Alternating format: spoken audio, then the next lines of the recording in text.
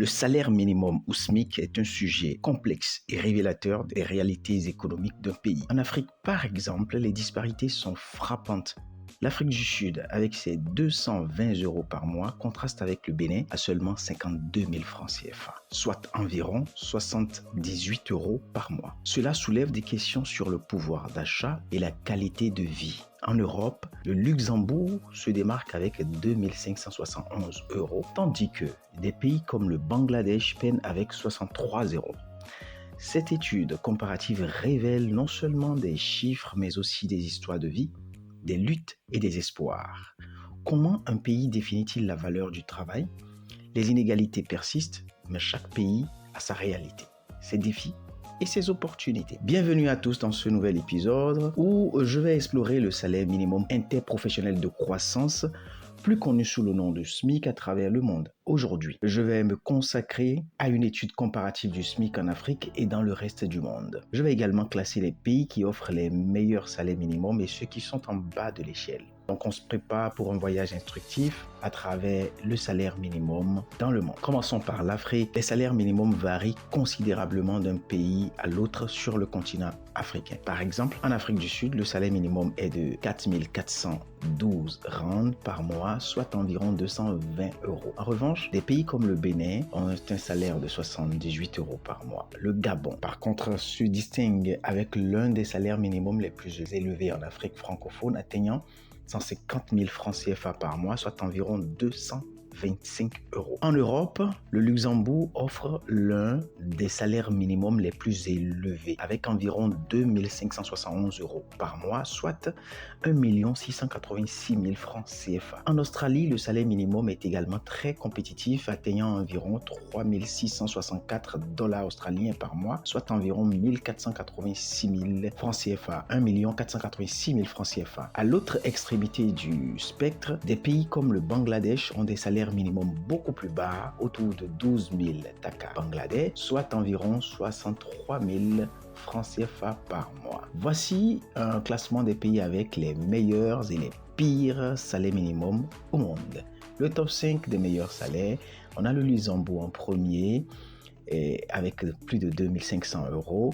L'Australie avec plus de 3 664 $ australiens, soit environ 1 486 000 francs CFA. L'Irlande avec 2 200 € par mois. Les Pays-Bas avec 2 000 € par mois. L'Allemagne avec 1 885 € par mois. Le top 5 maintenant des pays avec les pires salaires minimums. Nous avons le Bangladesh qui affiche 12 500 taka bangladais, soit 63 000 francs CFA, moins de 100 € alors. L'Éthiopie, 51 €. Le Mozambique, 5 800 MZN par mois, soit 54 000 francs CFA, donc aussi environ une 80aine d'euros. Madagascar avec 184 653 MGA par mois, soit environ 24 137 francs CFA, autour de 40 à 50 €. Le Nigeria, 70 000 Naira par mois, soit 104 000 francs CFA, environ même moins. Et les salaires minimums varient énormément dans le monde et cela reflète les différences économiques et sociales de chaque pays. Les pays avec les salaires minimums les plus élevés offrent un coût de la vie plus élevé, mais aussi une meilleure qualité de vie pour leurs travailleurs. À l'inverse, les pays avec les salaires minimums les plus bas luttent souvent avec des défis économiques plus importants. Quel avantage et quels sont les inconvénients de vivre dans un pays au SMIC bas? Les avantages et inconvénients de vivre dans un pays avec un SMIC bas ou élevé dépendent de nombreux facteurs comme le coût de la vie, l'accès aux services publics et les opportunités de carrière. Donc les pays avec les salaires minimums les plus élevés offrent un coût de la vie plus élevé, mais aussi une meilleure qualité de vie pour leurs travailleurs. À l'inverse, les pays avec les salaires minimums les plus bas luttent souvent avec des défis économiques beaucoup plus importants. Avantages et inconvénients de vivre dans un pays au SMIC bas. Les avantages. Le coût de la vie est plus bas dans les pays où le SMIC est bas. Les biens et services sont souvent moins chers, ce qui peut rendre la vie quotidienne beaucoup plus abordable. Des opportunités d'investissement, les coûts immobiliers et les investissements peuvent être plus accessibles. Les communautés sont souvent très soudées. Les communautés peuvent être plus proches et solidaires avec des réseaux de soutien locaux. Et les gens, si vous faites attention dans ces pays-là, les gens ont toujours le sourire parce qu'ils ont appris à relativiser sur la vie et à connaître et à orienter leur culture vers la valeur humaine et l'amour du prochain, la solidarité, etc. Les inconvénients, par contre, c'est que les travailleurs peuvent avoir du mal à couvrir leurs besoins de base, ce qui peut entraîner des difficultés financières. L'accès limité aux services, les services publics comme la santé et l'éducation peuvent être moins développés ou de très basse qualité, ce qui donc limite un peu la vie, le confort de vie des gens dans ces pays-là. Moins d'opportunités de carrière, les opportunités d'emploi et de développement professionnel peuvent être très limitées et cela se traduit par l'auto-entrepreneuriat qui est beaucoup plus accru dans ces pays. Les gens sont beaucoup plus dans l'auto-entrepreneuriat que dans les emplois, pas parce que forcément ils aiment l'auto-emploi, mais souvent parce que c'est la solution unique qui s'offre à eux.